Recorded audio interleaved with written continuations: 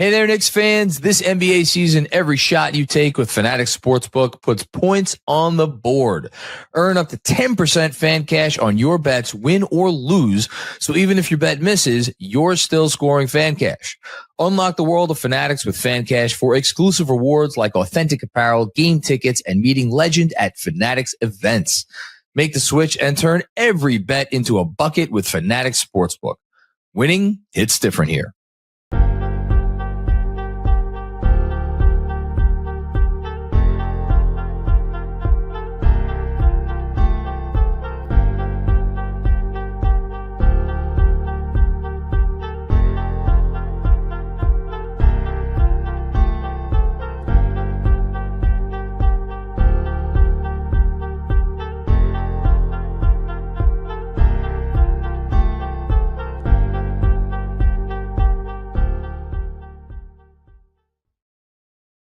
All right. Welcome to the Knicks Film School Postgame Show presented by FANATICS Sportsbook. My name is Jonathan Macri, and I am here to talk about a game against the Orlando Magic. Final score 133-121. And there's no use beating around the bush. No use trying to bury the lead. No use trying to call it any way like it other than like it is. That was embarrassing. That was an embarrassing effort by a team that certainly has excuses at the moment. They are down bad in terms of injuries. Noah Anunoby, you could make the argument he is as important to this team as Jalen Brunson and more important to this team than anyone else. No Deuce McBride, who has been a linchpin to successful basketball really over the last 2 years here. And no Landry Shamet. And we're going to talk more about Landry Shamet as this night goes on because I said, boy, I hate it when I'm right sometimes. We said after the last game, where would this team be without Landry Shamet? And yeah, it's a thing that sounds good on a post-game live stream and it makes probably for a good social clip. Here's the problem. I meant it. And it was a scary thought at the time, and it's an even scarier thought now. But even when a team is down bad, and the Knicks are down bad right now, and they are a top-heavy team, they were always going to be a top-heavy team. There's no we know what the formula for this team is for success, and nothing I'm going to say tonight or nothing that happened tonight in this game, I don't think we should be drawing too many large-scale conclusions from it in terms of what this team is capable of come spring, April, May. I'm going to tough to utter the word June after watching that effort tonight, effort in air quotes. But, there was a certain coach I remember who used to say something along the lines of you build habits during the regular season and you hope that those habits will get stronger and stronger and eventually be there for what you plan to be a long playoff run. The habits that we saw tonight from this Knicks team and in the fourth quarter in particular are not habits that we are used to seeing around here. They quit. Plain and simple. They quit. And do they have excuses again for quitting? Yeah, I get it. You're playing a big, nasty, physical team that is feeling itself and has been feeling itself ever since Bane hit that shot. And I watched the end of that game too against Portland. And it was a crazy ending to a pretty competitive game. And I think something happened to this team when that shot went in. And I know they lost to Houston the other night. I watched most of the game. They have, I don't want to say flip the switch, but they are playing like the team many people expected them to be, which is an offense that, is in a different league than the offense that we've seen for the last 15 years. And the defense that is still big and nasty and physical. And, we'll let Magic post-game shows have their own Paolo Banchero conversations, but I will just say I don't know that loss has necessarily hurt them. Enough about the Magic. This is about the Knicks. And the Knicks are an NBA team, and they are supposed to be a good NBA team and maybe even a very good NBA team.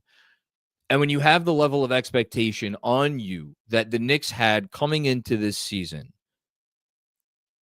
I think there is something inherent that you have to be able to call upon when you want to call upon it, if you need to call upon it, to dig deep inside yourself and find something when the chips are down.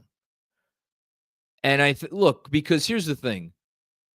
Like, yeah, I get it. This team knows it's probably going to be there in May, and this team has almost scaled the mountaintop already.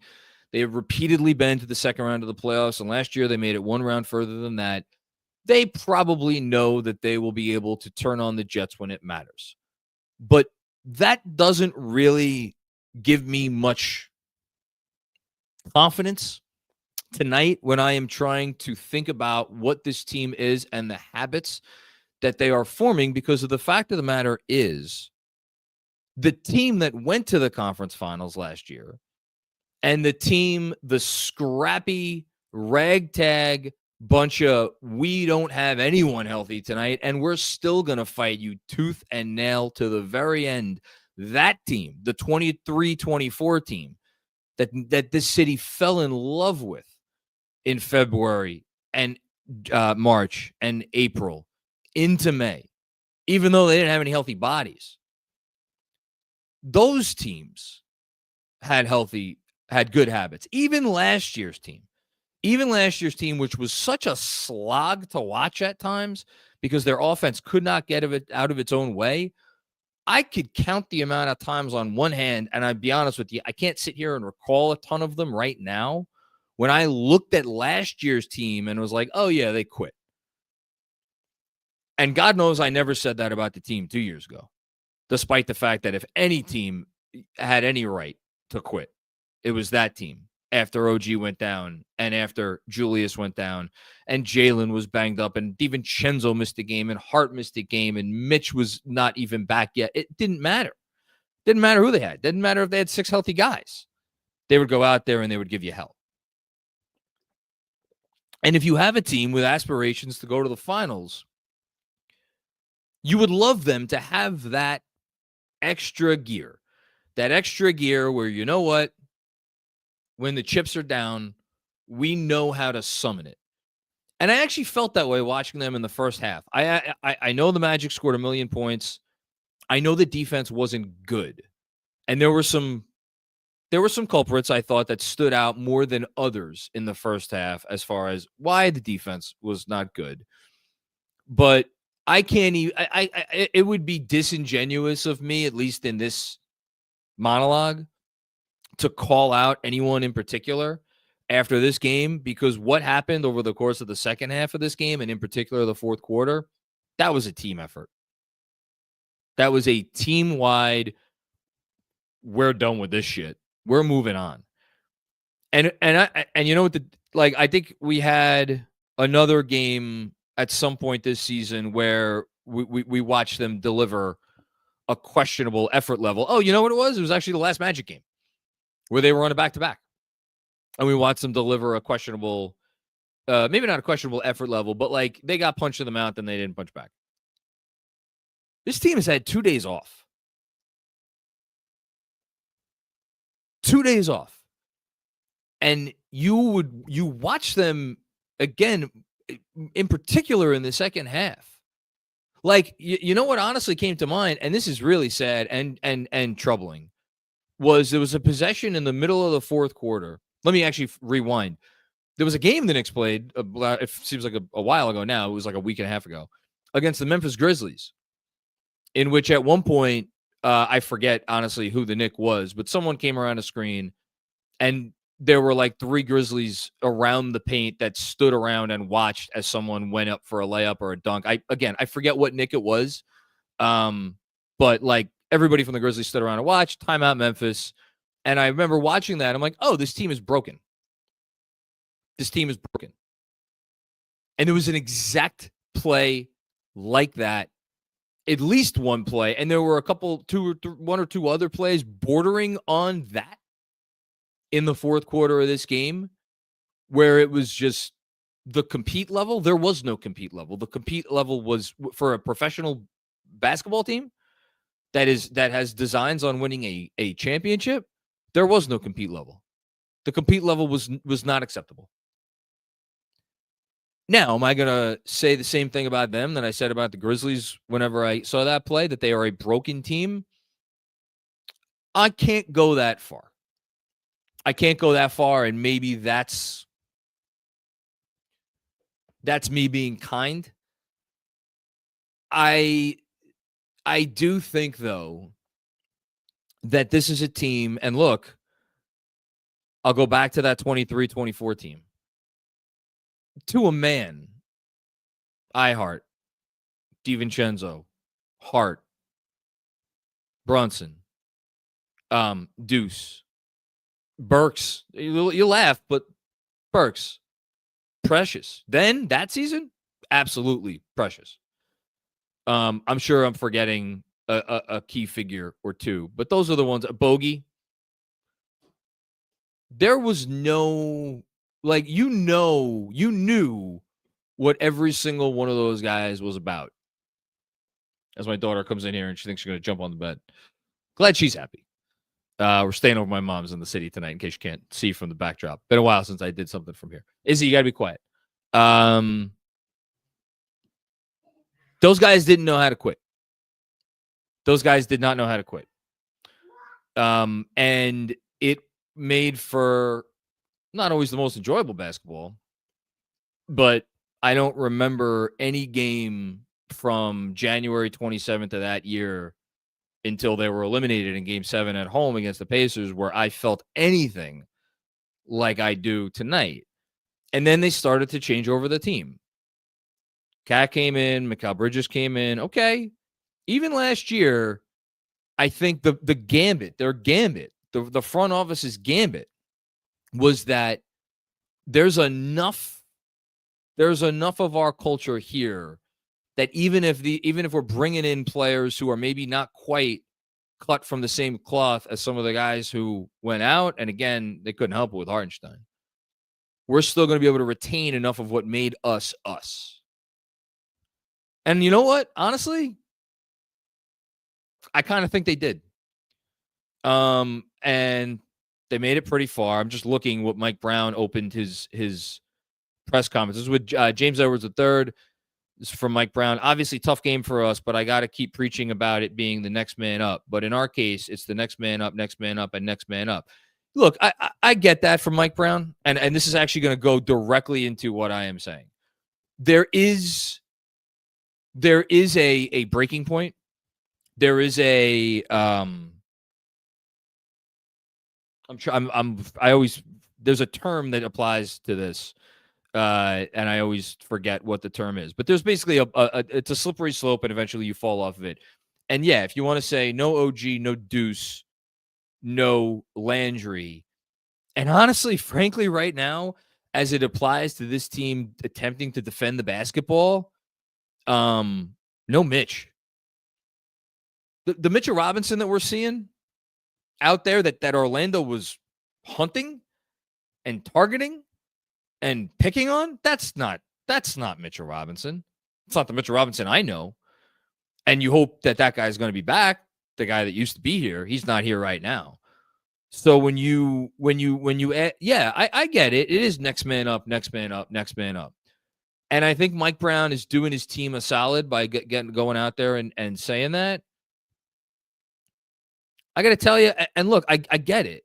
It's why up until the last like 5, up until like the 6-minute mark of the fourth quarter, I'm like, all right, gonna keep it even keeled. I'm gonna keep it even keeled for this post game. I know it's probably not gonna make for great radio. I'm gonna keep it even keeled. And then it got to a certain point where the guys that were out there, Tyler Kolek wasn't laying down and dying like a three-legged dog. Wasn't Muhammad Diawara out there in the fourth quarter unrolling the red carpet. Wasn't Ariel Hukporti. It wasn't Pacome Dadier. Wasn't any of these guys. It was the main guys. And, I'll look right now and see how many minutes they played. I'm pretty sure nobody played that many. I mean, Towns was at 37. Bridges was at 38. Brunson was at 37. Okay. Guess what?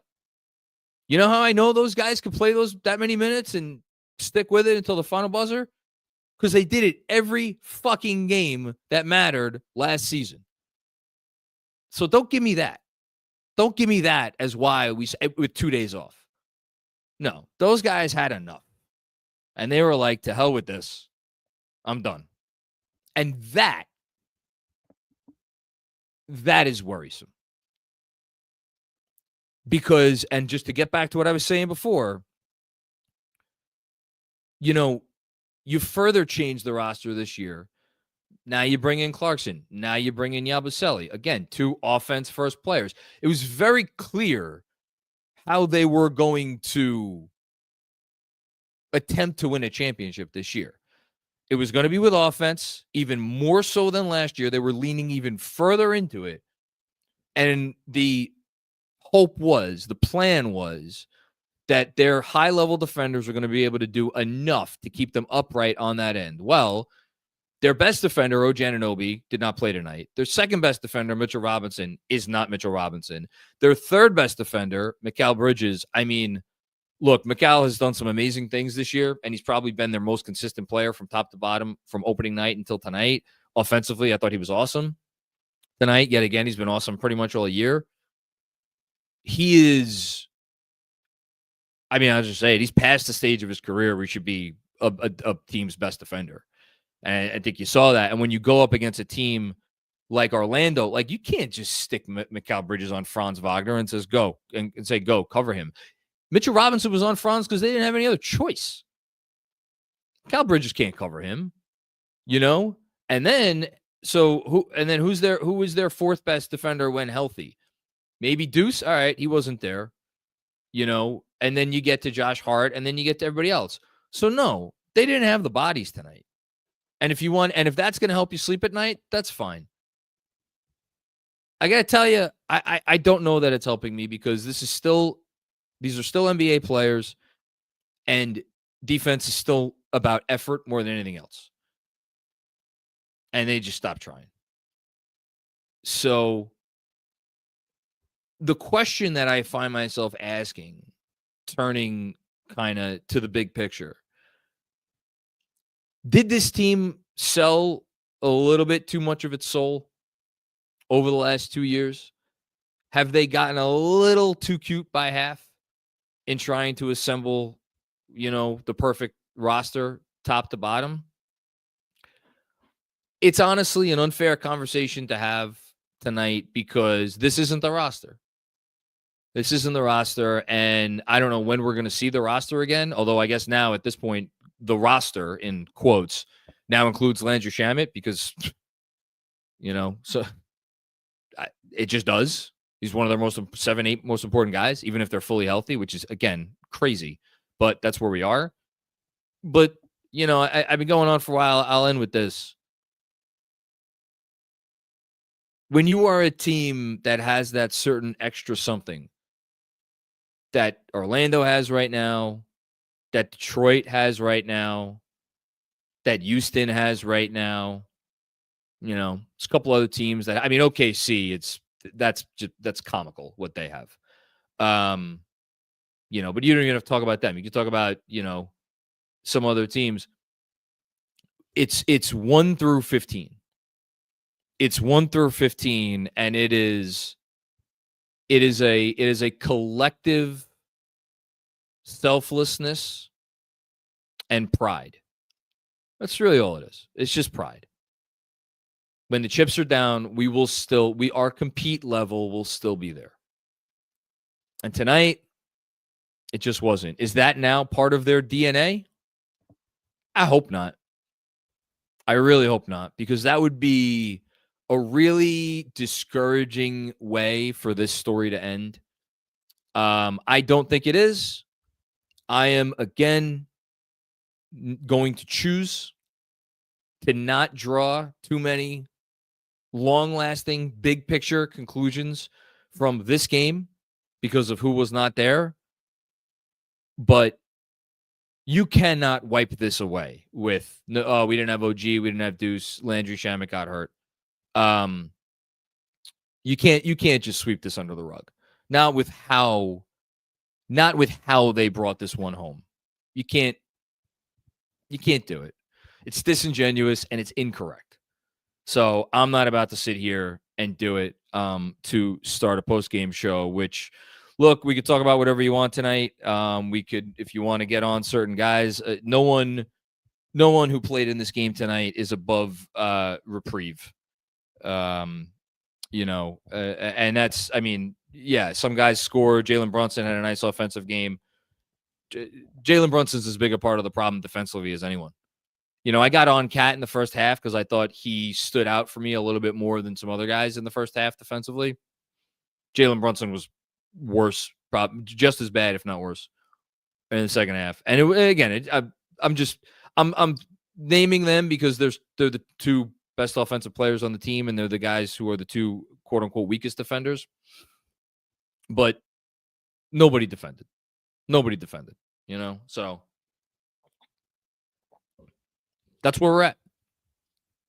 And now it's up to them to figure out where to go from here, figure out what kind of team they want to be, and figure out, hey, are we just going to continue to let injuries be an excuse for us coming into games, and when we play a real opponent and the Magic are a real opponent, an excuse where, you know what?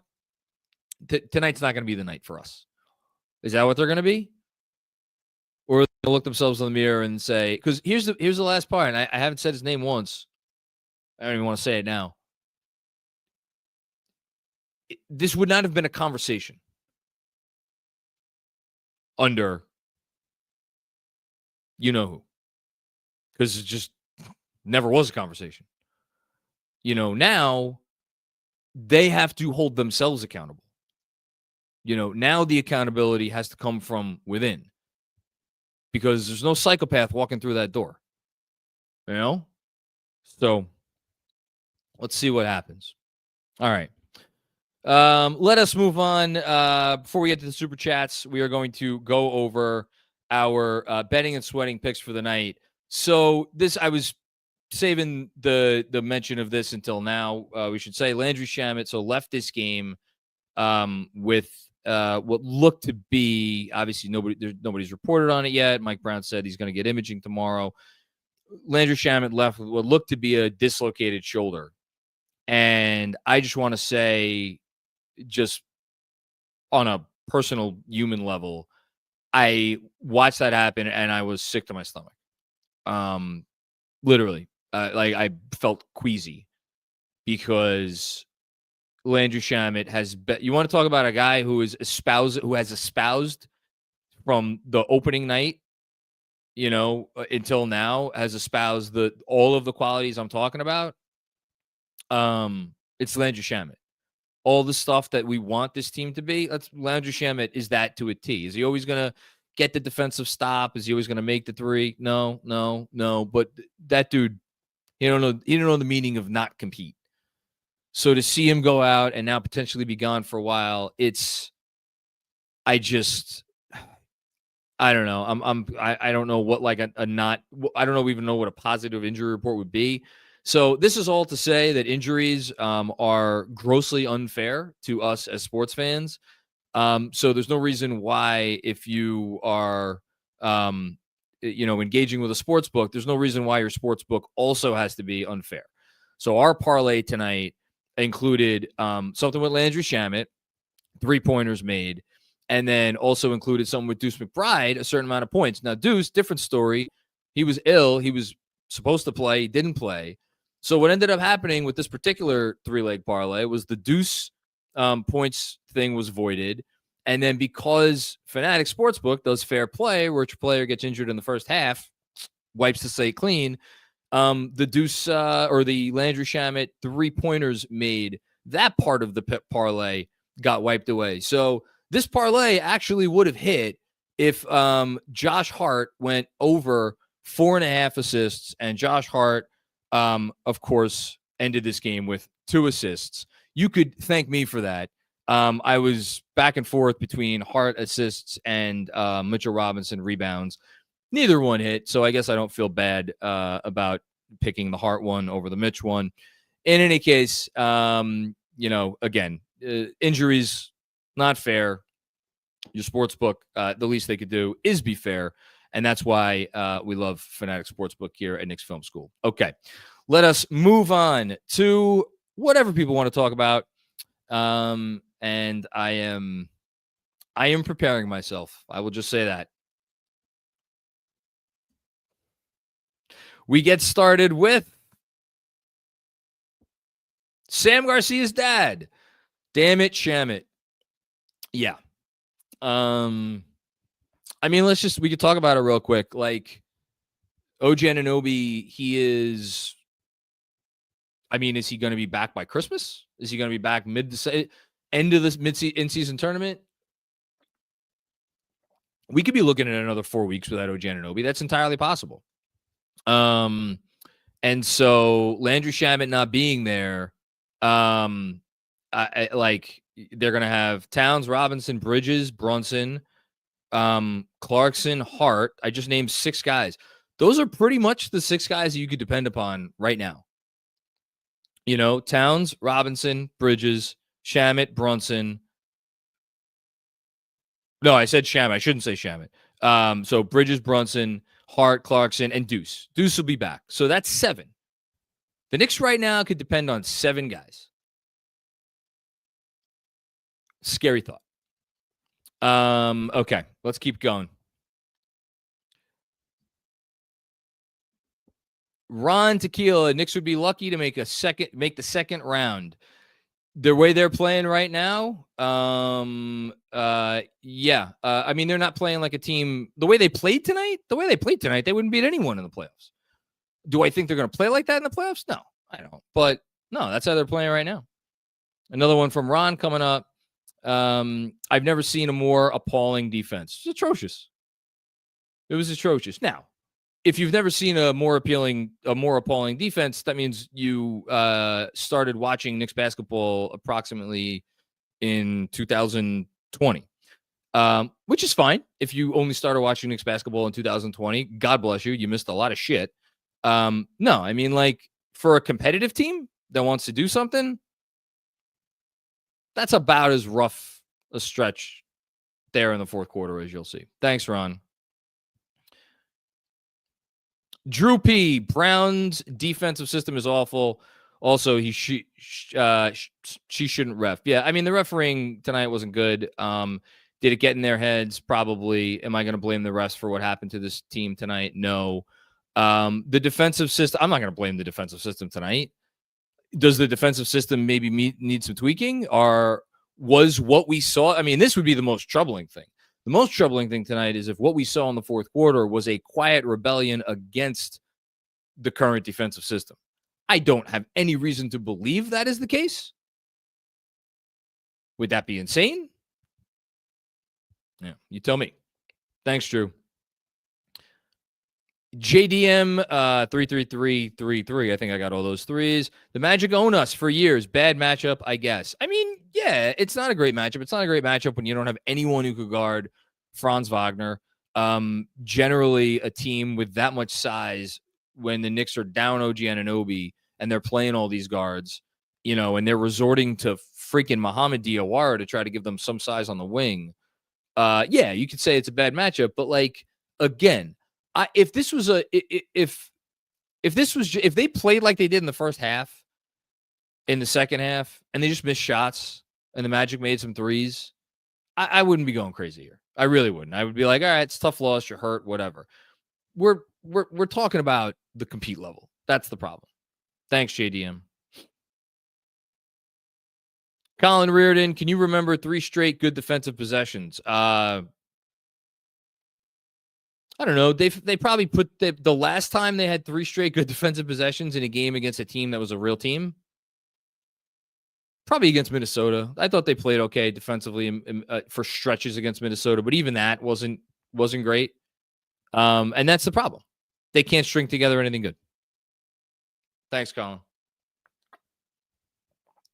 Robert W. Cross. Hello, Robert. First time, long time. It's your boy John. The Knicks' defensive effort and execution is unacceptable. No ifs, ands, or buts, BUTTS, about it. Hashtag 53 wins. Yeah, no, it's atrocious. It's atrocious. And I like, again, you talk about slippery slopes. I do think that there is a slippery slope between from where it's at the top of the slope, it's a personnel issue. And then you, at the bottom of the slope, it's a compete level issue and it's an effort issue. And at some point tonight, we slid down that slope. There are also personnel issues here. And we're talking about, even if the team was fully healthy, there would be personnel issues here. But like, you know, you're not blaming personnel on what happened there in the fourth quarter. Thanks, Robert. Another one from Robert. First time, long time. It's your boy John. Haitian Ferg said it on X, and he's right. We have no identity. Was a problem last year and remains a problem. Hashtag 53 wins. It's so funny how often I agree with Haitian, and I was thinking it, and it was the one. There's always something I forget to say in the monologue, and this was the one thing I forgot to say in the monologue tonight. Team 2 years ago had an identity. 100% had an identity. And before that too. What's funniest about tonight, the funniest thing about tonight is it was not that long ago that the Knicks were that team, that the Knicks were the Magic, that they were the team that nobody wanted to play, that they were the team and would come in and punch you in the mouth. And if you got up to punch back, that's fine. That's what they wanted you to do. It was not that long ago the Knicks were that team. And then they kept changing and changing and changing and changing. And now I know what their identity is supposed to be. Their identity is supposed to be a team that is capable of being the best offense in the league. The problem, and now this gets into a little bit more of the actual basketball of it, is against a defense like this, and we could get on some guys. It's like, now look, the offense wasn't the problem tonight, but like, even if you are a very good offense, and tonight they scored a bunch of points, what they scored tonight, the Magic are a good defense. They scored 121 points. That should be enough to beat a Magic team. You have to defend a little bit. So in trying to become the best offense in basketball, how much of your soul did you sell? That's what I said before, and I'll say it again now. Thanks, Robert. Mr. Fabro, what's going on? Mr. Fabro, you could tell the Knicks weren't going to win this one, even when they were up 2 at the half. Very concerning performance for many reasons. Maybe I'm in the minority here. I actually was encouraged after the first half. I thought the way Brunson and Bridges and Hart kind of put the team on their backs offensively when Towns had a really rough half. Again, the defense was not good in the first half, but I thought their compete level was higher. Not where it needs to be, but I thought it was higher. And I was like, I was hoping for a gritty, grinded out second half, and we got the opposite of that. Thanks, Mr. Fabro. Dom Cappuccini, what's going on, Dom? Inexcusable performance. Good word for it, Dom. I don't know what needs to click, but this team ain't it right now. Defensive intensity is non-existent without OG. Get well soon. Sham. Wow. Yeah. I mean, again, you use the word click. Click to me is more of an X's and O's thing. Click is like, oh, just wait till the offense clicks, right? Wait till they start really getting it, right? Or even the defense. Wait till they start really understanding, like, when to overplay the passing lanes and when to help off their, overhelp and all that kind of stuff. That wasn't a click. That was a team that didn't want to be out there, and only they could answer why it looked like that. I mean, you want to tell me they were just so bummed about Shamet going down? I mean, I'm not buying it. Not buying it. Thanks, Tom. I am I'm getting the super chat names are funny tonight. I am 1-4 Abel. This one admittedly frustrated me. I wanted this one. More importantly, though, get well, Landry Shamet. Hope to see you back out there soon. I'm glad you wanted it. Oh, no, this is IMAK, right? Yeah, I think this is IMAK. Anyway, I'm glad you wanted it. They didn't want it. You wanted it more than the Knicks. Sure seemed like. It's never a good sign when the fans want it more than the team. Thanks, man. Haitian Ferg, there we go. I've been reluctant to criticize this team due to an adjustment period, but effort isn't optional. Have some fucking pride. We got fucking punked, and that shit sucks. We are not contending for shit this year. All right. Well, Haitian sounds like he's just about out after 14 games, 15 games. How many games have they played? 15 games. Look, it's a combination of things. And Haitian, I'm not going to try to talk you off the ledge. What I will say is, I think where you're at and where a lot of people are probably at tonight is a combination of two things. One, this was supposed to be the year, right? It was all building up to this. So if it's all building up to this and it feels like we're backsliding, well, what does that tell you? And then number two, I really do think we, for years now, have gotten just, I don't really know how else to say it. We've kind of gotten spoiled by the fact that no matter what was going on, minutes crap and rotation crap, and is the offense creative enough, and are we playing too much drop and all that stuff? You never had to worry about the compete level. You never had to worry about whether there was enough pride in the locker room to go out there and give the team a fighting chance to win. And it feels like for the first time in a while, like that is a question. And that is an unnerving place to be. Thanks, Haitian. Robert Cross with another one. Thank you, Haitian Ferg. Effort was straight up garbage. Marv Albert voice. How can I do it? Garbage. That's the best I could do. Thanks, Robert. Haitian with another one. When refs swallow the whistle, you got to buck up. You don't curl into the fetal position and pout because the game is physical. This team doesn't react well to gut punches, and that starts with Brown. Well, look, I really don't want to get into a conversation about the coach. I don't know. I'm wondering if there are how many dogs this roster really has left. Like, and that's why it's kind of always been kind of comical to me whenever somebody would suggest trading away Josh Hart. Is Josh Hart a perfect basketball player? No. Okay, trade away Josh Hart. What of your core, what of your foundation, what of your principles, what of your culture, what do you have left? Because like you look around, and I get he got into it with Suggs, and that's not a great look for him. But like, man, I can promise you that guy's taking all this personally.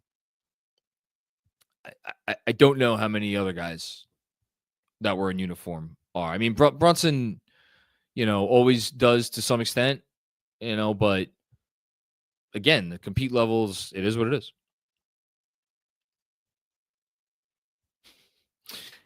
Thanks, Haitian. Use Spree, what's going on? Really missed OG tonight. Wagner is a stud. Suggs is a floppy something. Yeah, no. Look, the Magic are a team that gets under your skin, but you know who's thrilled with the Magic right now? Their fans. I'm sure their fans are loving this, as they should. The Magic are a super fun team to root for. But yeah, look, I think the OG's absence is you're seeing it right now. But again, does not impact the. I'm going to keep using this term. OG's presence or absence should not impact the compete level. Thanks, Uspree. Deadwards 604. What's going on, Deadwards? I know OG is out, but this defense is embarrassing. No reason the Magic offense should look like an offensive juggernaut. Yeah, I mean, again, I think the first half we were on the top of the slippery slope where you could ask questions about the personnel and you could ask questions about the scheme. And then by the end of the game, we had slid all the way down, and it was the effort. And the Magic knew they could get whatever they wanted whenever they wanted it. Thanks, Edwards. Next up, Hush Zoo. The defensive issues are way too glaring, even with OG. Well, I'll have something to say on that in a second. I'm looking at Leon now. This roster is so flawed.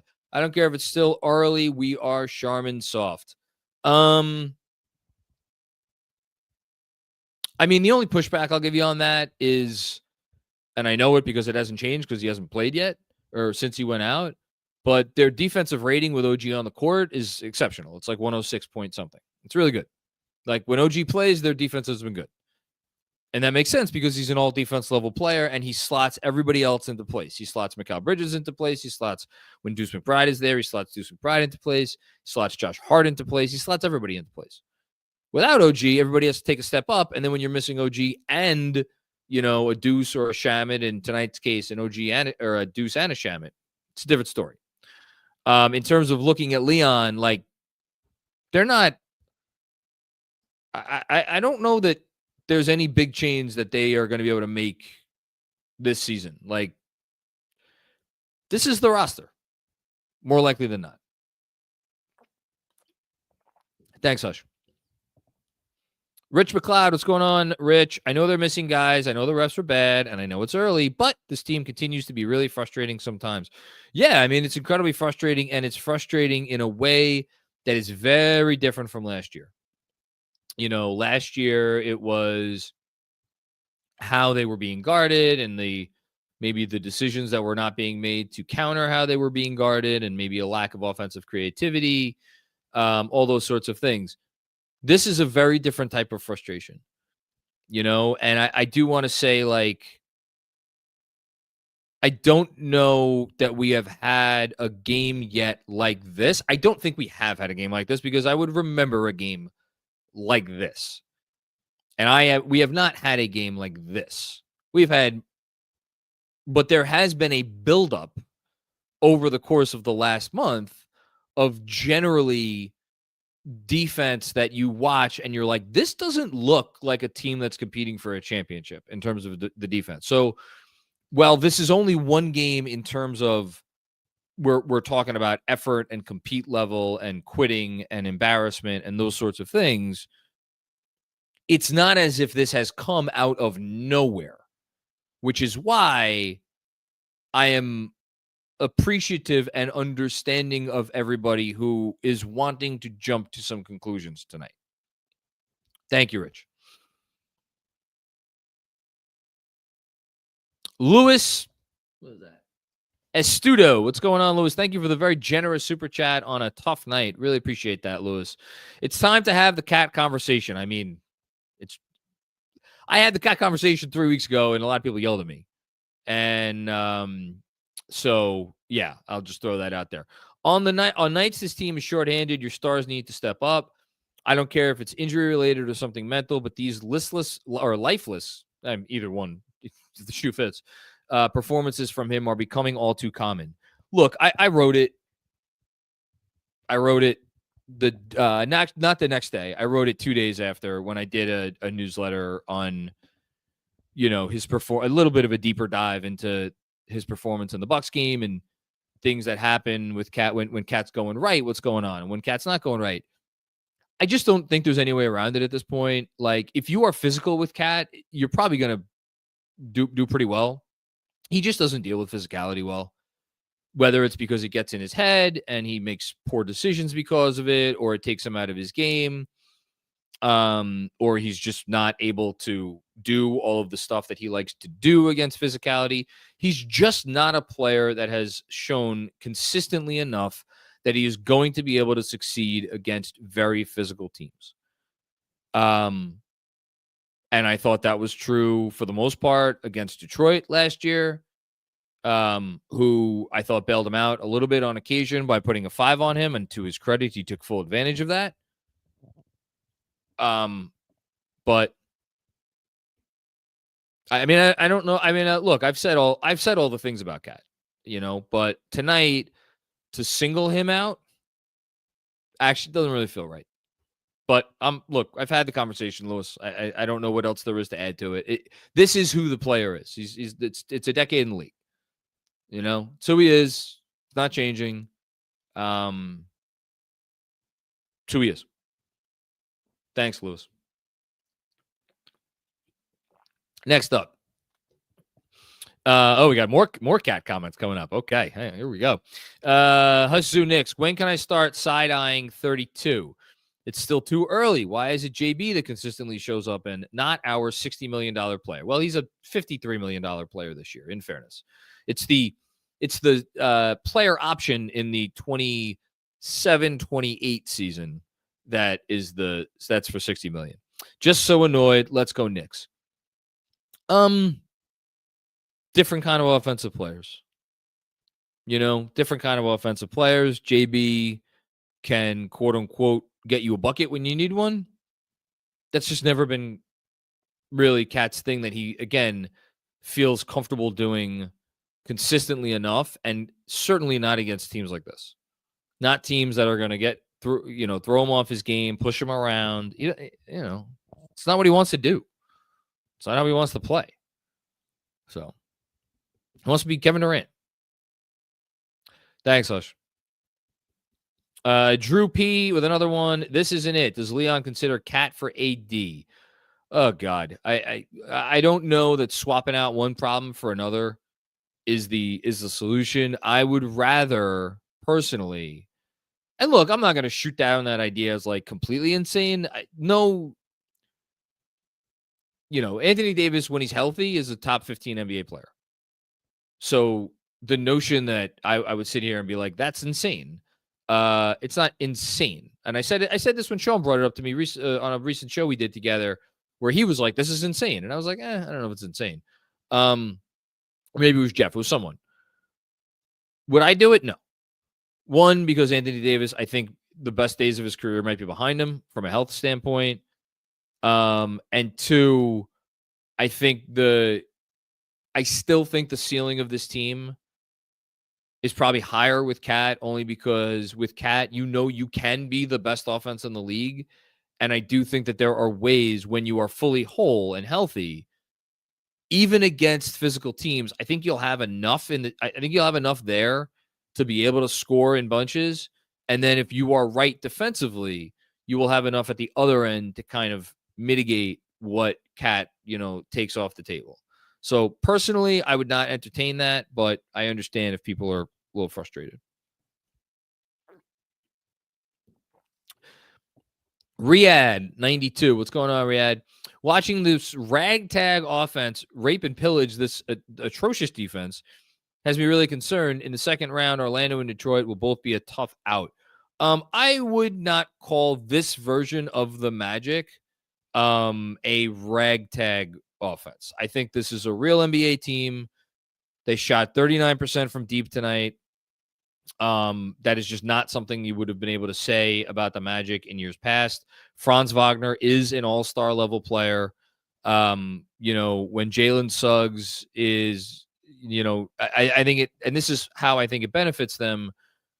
Yeah, and Desmond Bane is a borderline all-star level player. So when Jalen Suggs only has to be your third best offensive player, and you surround him with spacing, when he is essentially the worst floor spacer on the floor, and right now he is the worst floor spacer on the floor because he's surrounded by Bane and Carter and De Silva, who's hitting shots. I know he didn't hit shots tonight, and Wagner. And then you bring in, and Black, he only took 2 threes tonight. He made one of them. Like, he's turning into a nice little offensive player. Like, they have some real pieces now that they didn't used to have. Bane changed everything for them. So, is a decent offense. It doesn't, in no world against what the Knicks are capable of defensively, should them, or frankly any team, doesn't matter who they're playing, you shouldn't give up 133 points. It's just doesn't matter who they're playing. But give the Magic a little credit. Thanks, Riyadh. Jason M. Oh, boy. Knicks offense can score against his team. Issue is the defense, you think? Can't keep their man in front of them. Miscommunication, bad fouls, didn't rebound. So I'll take those one at a time. I said it to DJ on the X's and O's show that I did with him, whatever, I think it was last night, 2 nights ago. They can't stop ball. They can't stop ball. Nobody on this team right now, without OG there, nobody can stop ball. Rebounding, you're used to having them with the clear rebounding advantage. Tonight, it was even 36-36. Magic had more offensive rebound than them. That was troubling. I thought that for me tonight were the first signs, and this is where I will kind of blame Cat. I thought there were some really, really poor, couple of really poor box outs or attempted box outs, or maybe not even attempted box outs by Towns in the first half. So problem. And then the bad fouls, yeah, absolutely. But then, you want to blame that on the refs tonight. That's fine. And then miscommunications, like when Towns and Bridges were, they couldn't figure out how, I forget who the fuck got wide open under the hoop, but someone got wide open under the hoop there in the second half. I think the biggest part of it by far is they're just not keeping anybody in front of them. It's the biggest problem. Thanks, Jason. Ben Kim Gervey, 79 field goal attempts. Oh, Ben with the stats. 37 threes, 9 stocks. Magic disrupted the hell out of us. How and why? Hashtag didn't win, better learn. Look, the only one of those stats that matters to me, and it matters only a little bit, is the 9 stocks. They got 5 steals and 4 blocks.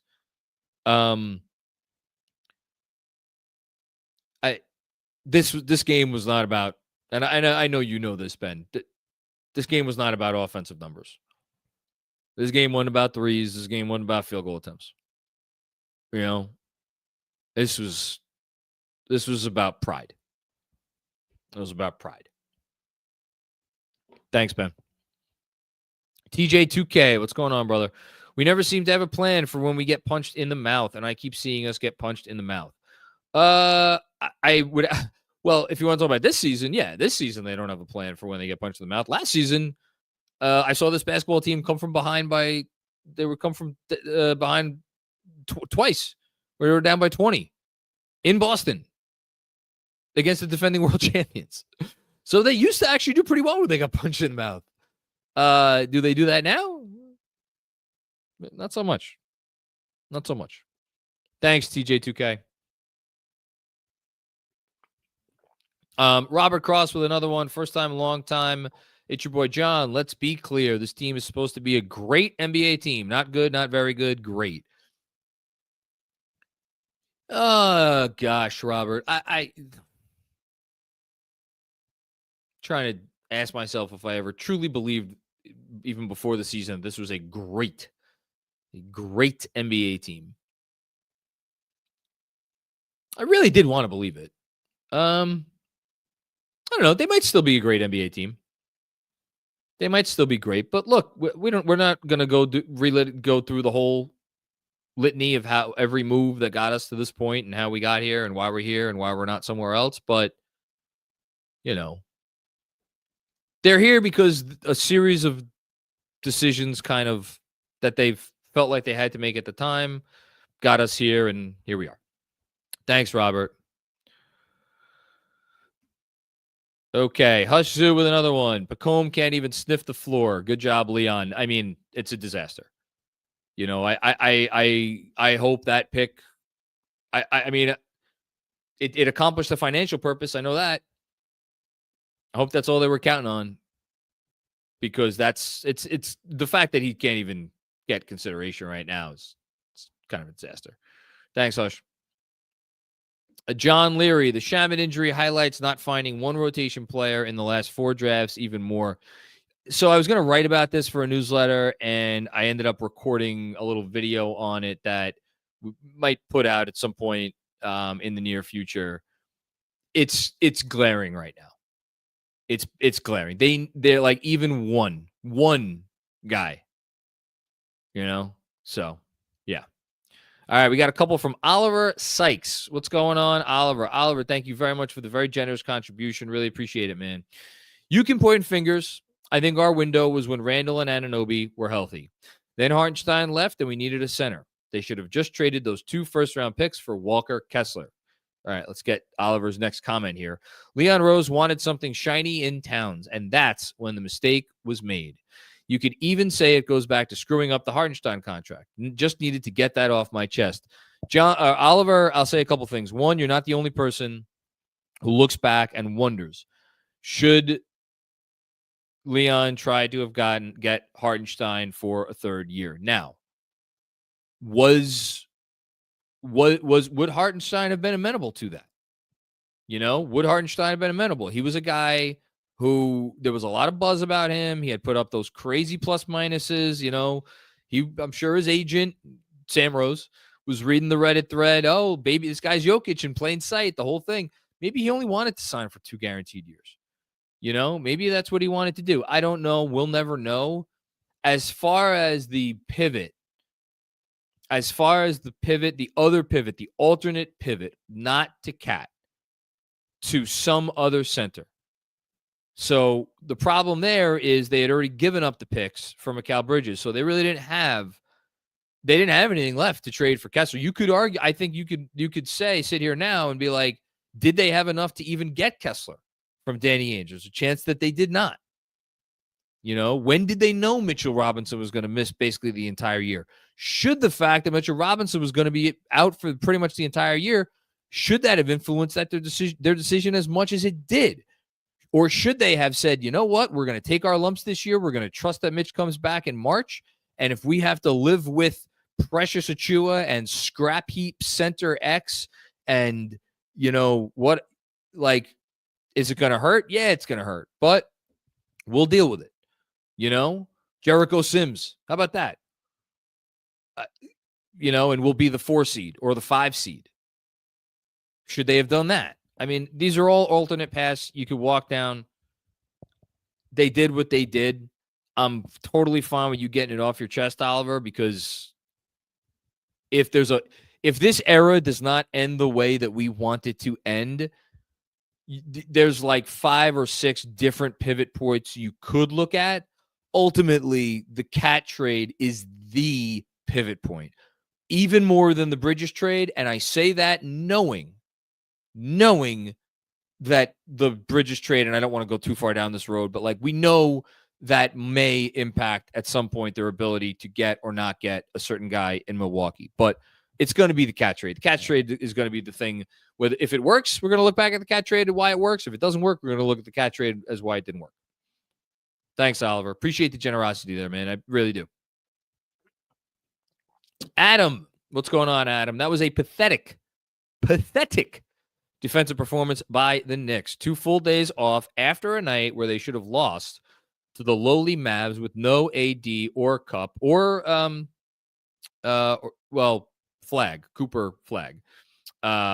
Cup. Cooper Flag. I know who Cooper Cup is. No Kyrie either. This game to me was very troubling. Season high for the Magic. Pathetic. Pathetic and embarrassed. Pathetic and embarrassment are those are like my 2 hot button words that I don't pull them out often. I really don't.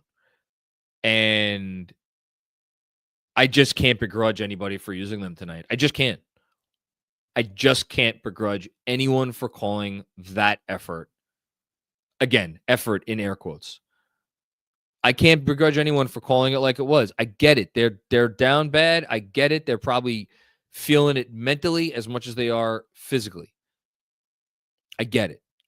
It's a long season. I get they know they're going to be there in the end. I get they know how it's going to what matters is not going to be for months and months. I get all that. You have a responsibility as professional athletes to go out there if you are a title contending team and compete. That is the contract you sign. It's more important than the contract that pays you whatever it pays you. It is the unbreakable contract. Can't get waived. You can't get waived from that contract. You got to compete. and they didn't compete. Thanks, Adam. Josso focused. JB vanishing in the second half was disappointing. Cat is too. I don't know that I mean, defensively, he was poor. Would I call what JB did in the second half a vanishing act? I think that one I will put on the Magic defense. I think they did a much better job on him. But yeah, that's fair. Thanks, Ja. Johnny Chiba, I've seen more ball movement in a eunuch. That's funny. I get it. You, Nick. Yeah, that was good, Johnny. Look, it's again, another funny thing. I actually thought they moved the ball pretty well in the first half. I think they had 18 assists on 25 made field goals or something. Thought the ball movement was pretty good in the first half. But again, that's not what we're here to talk about tonight. Thanks, Johnny. Bradford Taylor. What's going on, Bradford? Landry Shamet starting hot hid that Yabu has been unplayable. With OG and Landry Shamet out and the kid's still not ready, I'm worried about this team's playoff depth. Well, I'm not even thinking about playoff depth yet, because there's a trade deadline. There's a buyout cycle. There's all these different things. Like their identity, their core, their foundation, that is what it is. But in terms of the depth for the playoffs, they will have time. Right now, though, oh, man, is it a fuck? I mean, like, you hope you get Deuce back the next game, because then, again, at least with Deuce back, then at least you'll get 7 guys you can kind of trust. You could survive with 8. You could survive with 8. It's dicey. You could survive with 8. But even who the fuck's the 8th guy that you trust right now? Is Yabusele? Is Clarkson? Is Diawara? Or not Clarkson. Excuse me, Kolek?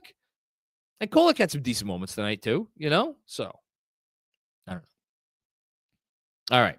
Let's take a very quick break. Unfortunately, again, I'm not at home, so I don't have my trusty Yule Black Edition ready to drink with me. And you know why I don't have my Yule ready to drink Black Edition with me? Because I drank it earlier today. I was in a rush leaving the house, and I grabbed the bottle, and it was the strawberry banana flavor. And that was essentially my lunch. And you know what I could say unequivocally? It filled me up until I had time to eat dinner about an hour and a half ago.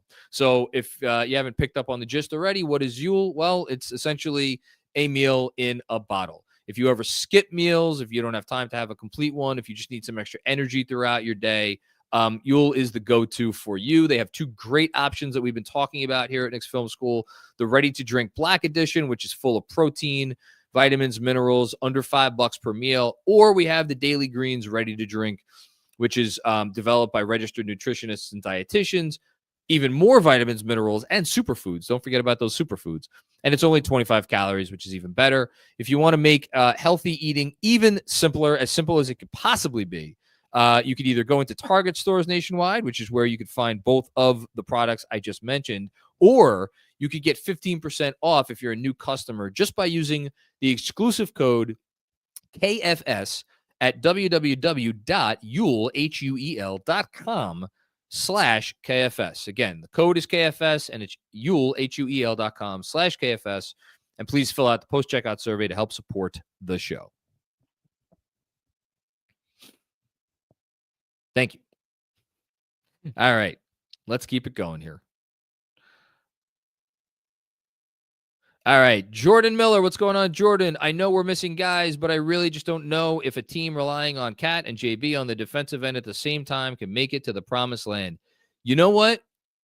I would love to be sitting here, Jordan, and having that conversation about how, wow, everybody else is doing their part and pulling their weight, and it's fine, and yet these teams keep finding Cat and finding JB.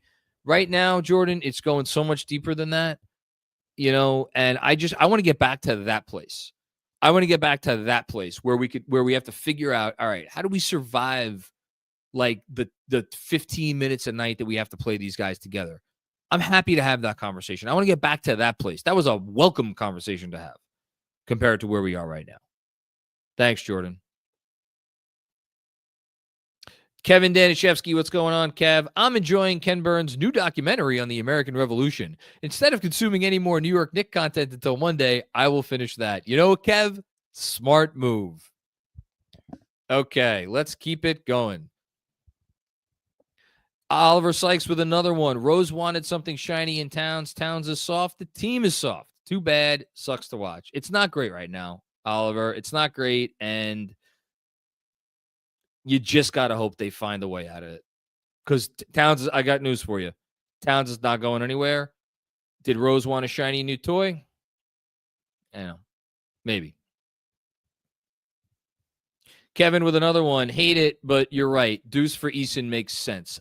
Look, well, they could use some more size. We're not trading anybody away tonight. Thanks, Kev. New York Tony. I know it's still early in the season, but I feel like this team has too many flaws regardless of being injured right now. At one point in the season, would you hit the panic button? At what point in the season would you hit the panic button, in your opinion? Not yet. If I saw 2 or 3 more defensive outings like this in like for instance, if they came out, here's the tough part. They play Brooklyn and Charlotte next. So they're not going to be, I don't think they'll be tested. If they came out and defended like this and they allowed Charlotte or Brooklyn to score 130 points and like they lost one of those games, that's a panic button moment for me. But I'm not there yet. Thanks, Tony. Appreciate that. OG team, Yabu tricked me. So sad. Listen, man, Yabu, he ain't it. Not right now, he isn't, at least. Next up. Trey Lode, thank you for the comment or the contribution. Appreciate that. Who is this? Ziad Rahim. Hope Landry isn't out for long. If he is, though, might want to give Ben Simmons or Malcolm Brogdon a call. Ziad Rahim, if the words Ben Simmons or Malcolm Brogdon, who told y'all, I'm good, thanks, peace. If those are the words coming out of your mouth, boy, do we have bigger fucking problems than I ever realized. I don't think we're there yet, though. I don't ever want to be there. Oliver with another one. Oliver, thank you so much for the generosity tonight, man. Seriously, thank you. Even Walt Frazier said he liked Randall. Randall had issues, but at least he brought some toughness. All they needed was a rim protector. Look, I watched Julius Randle implode on a basketball court last night against the Phoenix Suns, and I said to myself, look, whatever problems Cat brings us, I don't want to go back to that. I did not want to go back to that. I don't want to go back to that. I understand Julius was tough. I appreciate that they wanted to continue moving forward. And Oliver, trust me, because I've gotten on him a lot this year, and I got on him a lot last year, and I got on him over the summer, and I got on him during the playoffs. Unless what we're seeing is like the entire roster, like internally rebelling against having to play with Karl-Anthony Towns. And to be clear, I'm not suggesting that's what it is. I'm being facetious. What we saw tonight, that's not even mostly on Cat. Like, does Cat have some issues? Yeah, Cat has some issues. We know what they are. We know it's not ideal. This goes deeper. Thanks, Oliver. Hush Zoo with another one. I'm going to take a long shot here, but if you're Leon, do you do due diligence on AD? I'm shaking my head, Hush. I'm sorry. Or do we just keep pushing with what we have? No. You don't blow up you don't attempt to blow up the roster because you lost a bad game to a tough team that made your team look like a bunch of wimps. That you don't blow up the roster with one game like that. And again, has their defense been bad this year? Yes. Did they quit tonight? Yes. Am I going to conflate those two things to the point where I say they have to blow it up? No, I'm not there yet. And I don't, honestly, they got to sort it out themselves. They just hired a new coach. Give the coach some time to figure this out. How about that? But it's not great right now. Ja with another one. The Knicks were 9-5 at this point last season, and they ended the season playing completely differently and they made the Eastern Finals. It's too early to be out. Yeah, and they had different issues last year. This team has more defensive issues, and I hope this team doesn't have locker room problems, but you never know. Look, it's early in the year. Got to work through it. There's a lot of time. It's a lot of time. Thanks, Ja. I am AK Legend. Well, that was weird. My name changed. Fixed. Glad you got it back. Thank you, man. Trey Lode. Can Cat ever will this team past adversity? You alluded to it, but we traded Sol for a front runner. I mean, look, here's the thing I'll say about Cat. While I don't think he does great against physicality, I am not going to sit here and say he is not a tough player. I'm not going to sit here and say he isn't a player that cannot overcome adversity. I have seen him overcome adversity. I have seen him be tough. I have seen him dig deep and find something in himself. I do think that there are certain situations where it is more challenging for him to do those things than it is for maybe other players. And that creates a hurdle for the Knicks to have to get over. And it creates a particular problem with certain members of this fan base that I may or may not be one of them, who kind of have the way certain players go about their business. If it's a certain type of shortcoming, it may rub them the wrong way. So he's just got to be better. That's all there is to it. Thanks, Trey. Deadwords with another one. The NBA bird rights rules screwed us with iHeart. You're right about that. Really set a lot of things in motion that we've been complaining about, not only last season, but now this season as well. Yeah, I mean, I wrote a whole piece about it 2 summers ago. You know, it sucks, but it happened. It is what it is. Thanks, Deadwords. Greg Film Stuff, thank you for the generosity, Greg. Sorry, not going to lose my mind over one game, even though another loss to Orlando is concerning. Orlando always plays us like it's Game 7, and we need to match their intensity. 0-4 versus Boston last year and beat them in the playoffs, just saying. I'm not losing my mind over a loss to Orlando. I'm not losing my mind over the fact that Orlando scored against them. I'm not losing my mind. I haven't lost my mind. You'll note, if you've watched any post games, and I know you watch the post games, people have been losing their minds over the defense. I kept saying and saying and saying and saying, I'm not worried about the defense. I think they're going to pull it together. And honestly, my stance there hasn't even changed that much. I'm purely talking tonight about the level of competition, the compete level, the pride. That's what I'm concerned about, because it was not something that I ever had to be concerned about for the last 5 years. And I have to be concerned about it now, and I don't love being in that place.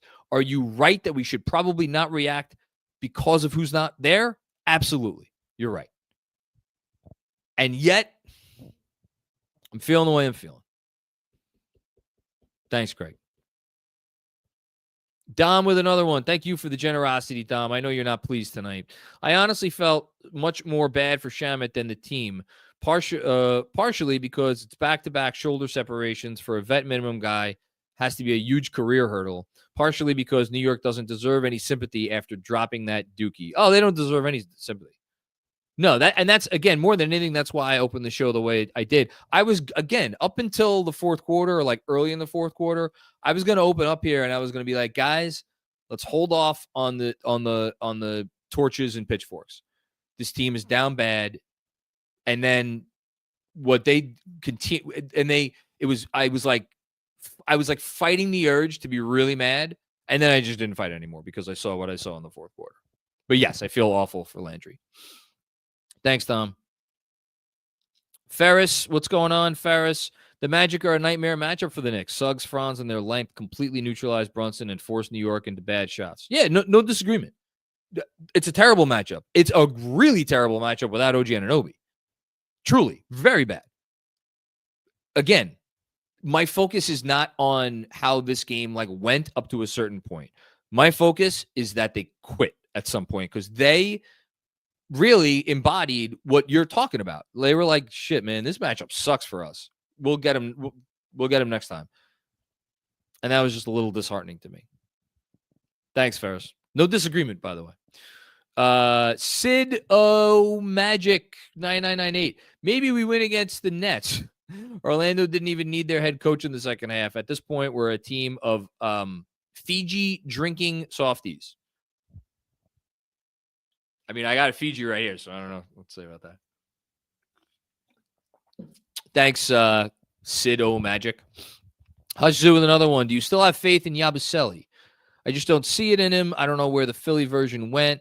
He looks like he's running in quicksand. Disappointed. He needs to be in shape. I said it. I wasn't beating around the bush. I know some people are beating around the bush. What the hell with that? Get in shape, dude. Get in shape. That's all it is. Get in shape. Thanks, Hush. Trey Leday, another one. No defense is one thing, but not being able to shoot and rebound is sick from Cat. Sweet kid, but he's just not that he's just that sweet. Front runner and shies away from adversity. So it's the opposite for me. If he's not making shots, I'll live with that. If he's not getting in there and getting rebounds and trying on defense, that's where I draw the line. And I drew that line tonight. Thanks, Trey. Couple more, and then we are done. Sean with a W. Last year's team also won on BS until the Boston series. Different teams, Sean. Different teams. Come on. You know that. You're better than that. Thanks, Sean. Solar Daz, team culture got worse when Cat arrived. Comical. I mean, look, not putting this all. I'm not doing it. I'm not putting it all on Cat tonight. I can't do it. Can't do it. Wasn't a great game from him. And then Adam DeFulvio, I still believe in this team. Knicks got to get this right. Roster is what it is, so they have to get on the same page. 100%, Adam. Look, I don't know if this is the last comment, last super chat, Kev. Let me know, but I still have faith that this team can get where we all want it to go. But they have a little bit more to prove to me now than they did before this game. And I have not said that. I have not thought that. Even after the Milwaukee game where I was very down on Cat, I have not thought that after any loss this season. After this loss, they now have more to prove to me. So let's hope they do it. I don't know how much they're going to be able to improve against their next couple opponents, but I sure as shit would like them to get some wins because this kind of sucks. All right. Thanks, everybody, for checking out another episode of the Knicks Film School Postgame Show. Be sure to catch me later tonight on Honda Sports Night up over on SNY, where I'm sure I will have some very interesting things to say about this game and this team. As always, help the show out in all the different ways you can. Subscribe, like, review, rate, all those things. We will be back with more fun and games before you know it. This has been the Knicks Film School Postgame Show presented by FANATICS Sportsbook. We'll be back with more fun and games before you know it. Peace out. Must be 21 or older. Gambling problem? Call 1-800-GAMBLER. Connecticut, call 888-789-7777. Massachusetts, call 800-327-5050. New York, call 877-8-HOPE-NY. Maryland, visit mdgamblinghelp.org. Not available in all states. Terms apply. See the Fanatics Sportsbook app.